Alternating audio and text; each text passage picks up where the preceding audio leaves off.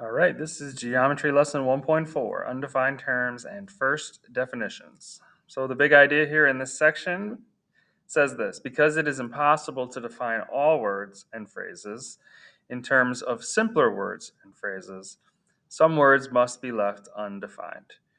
Okay, so we're going to talk about the most simple terms in geometry, which is points and lines and planes.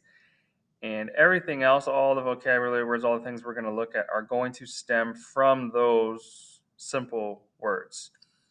Um, and so the reason we have to call some things undefined, and that's what we're going to focus on here in this section, is because sometimes you have a word that's so simple that you can't come up with an even simpler word to describe it or define it. And when you try to, you end up with this thing called circularity. So you have circled back to any word that you previously defined. So we've started this here with the word point.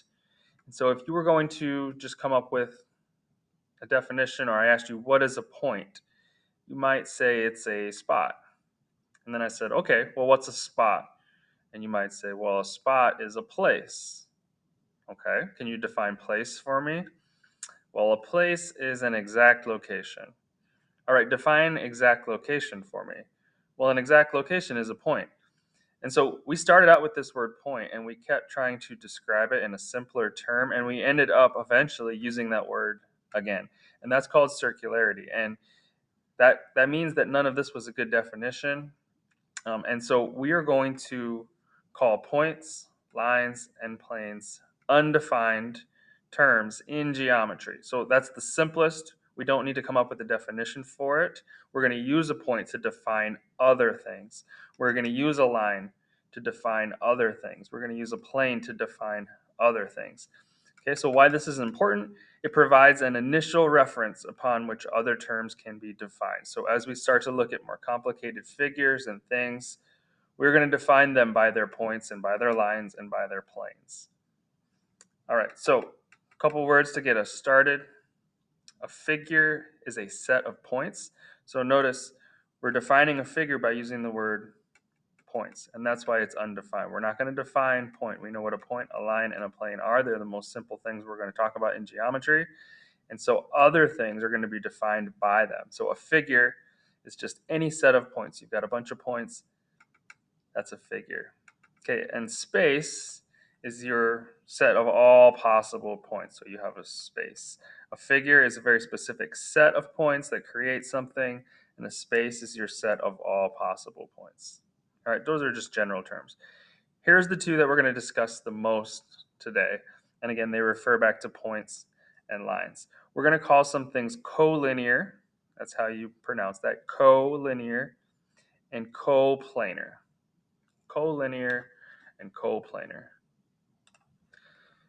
So collinear is defined as three or more points on the same line. So if I take three random points, they're not all going to always be on the same line. If they are, though, I have 3 points exactly on the same line. So let's say I had 1, 2, 3, all 3 points on the same line. I would call that collinear. You could have 2 on the same line, though, like this, and those would not be collinear. So it's 3 or more on the same line. That's collinear. And coplanar is similar, but we're talking about planes. Now, planes are now two-dimensional. We'll talk about that in a second. So a line is just a single line. We know what a line is. A plane now has more than one dimension. So a line only has, let's say, a height, or it only has a width. But now we're going to expand that. And these are like shapes, like a square has a height and it also has a width. All right, that's like a plane. I like to think of a plane like a piece of paper. Are all of the points on it? I could have a straight line, that's collinear, but I could have something out here. Now it's not above it, right? It's on that piece of paper. It's two-dimensional. It's not three-dimensional. All right, if they're all on the same plane, that would be coplanar. So it's got to be 4 or more on the same plane. And the reason it's got to be 4 or more is because If it was 3 or more, they could just be on a line. Okay, but if I've got 4, they're going to all be on the same plane. All right, so let's define one-dimensional, two-dimensional, and three-dimensional. So a one-dimensional object or a thing, all points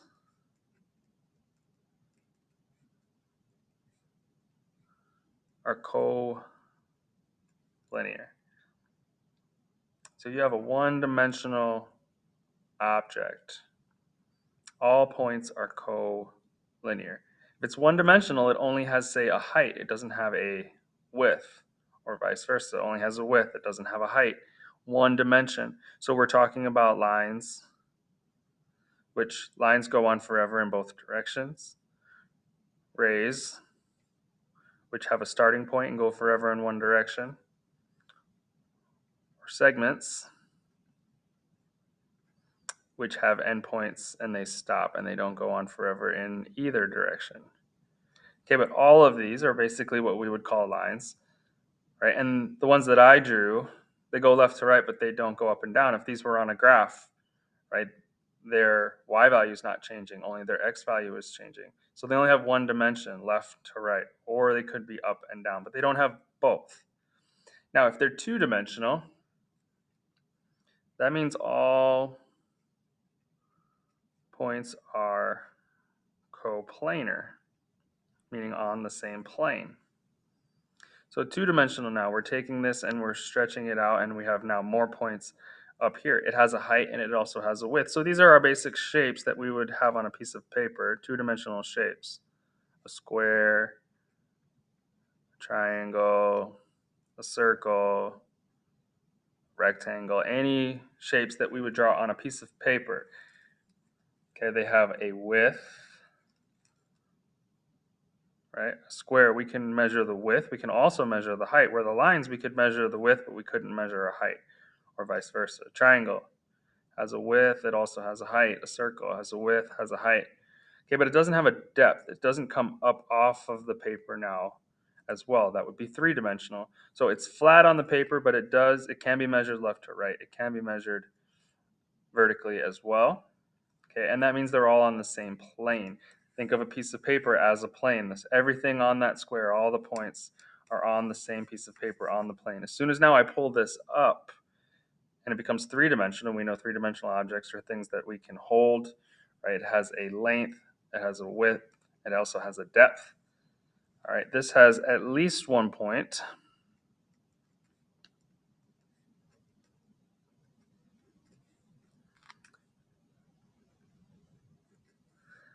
That is not on the same plane. So these are three-dimensional objects, like a cube, like a cylinder, cone, rectangular prism. All right, so your plane is your piece of paper. If it's flat on the plane, that's just two-dimensional. I can measure it left to right and up and down, but it's not coming up off of the paper. As soon as I have a three-dimensional object, it could be just 1 point. That's kind of what a cone is. A cone, the base is all on one plane, and then you've got this 1 point up here that connects to that base. But that 1 point that's off of that flat plane makes it a three-dimensional object. All right, so we're going to just kind of look at some pictures and define collinear and coplanar, and then also one-dimensional, two-dimensional, or three-dimensional. So first, we're going to name a set of 3 collinear points. So we're looking at this. You need to think about this as a three-dimensional picture with stairs. So A and B, they're on the same line, but then I would go up. Right, I would go up to C. So those are not all collinear. They are not all on the same line. But I do have L, H, and D. That's all on the same line. I could have said K, G, and C. I could have said J, F, and B. I could have said I, E, and A. Okay, but I can't go across this part of the stair and then up, right? Now that is 2 dimensions, right? One dimensional are just collinear, not coplanar. But let's look at coplanar now. Name 2 sets of 4 coplanar points. We'll actually name more than that. So coplanar is your flat surface. So these stairs are a flat surface. That's a plane. It's just 2-dimensional until you add the actual step up. So the flat surface on top, all of these points are on that, right? I don't have to go up to get to those other points. They're all on it. So you could have I and E and A and B, and you could also list, that's my 4, that's what they asked for, but you could also add in F and J. They're all on the same plane here. Now, the front side of these stairs is also a flat surface, right? That's a flat plane. You could lay a piece of paper on it and cover up all of those points. So you could have J and F and B, K, G, and C. Now, I know the directions said only name 4, but I'm just showing you all of these are coplanar. They're on the same plane. I could lay a piece of paper flat on the top of this stair as well, and all of these points would lie on that. And so you could have K, G, C, L, H, and D also all lay on one plane. So those would be coplanar. All right, to the back. Go ahead and try these two. Give you a second. Name 3 sets of collinear points on this, and imagine this is a 3-dimensional shed or a house, and then 4 sets of coplanar points. I'm going to give you a second to try this on your own before I run through it.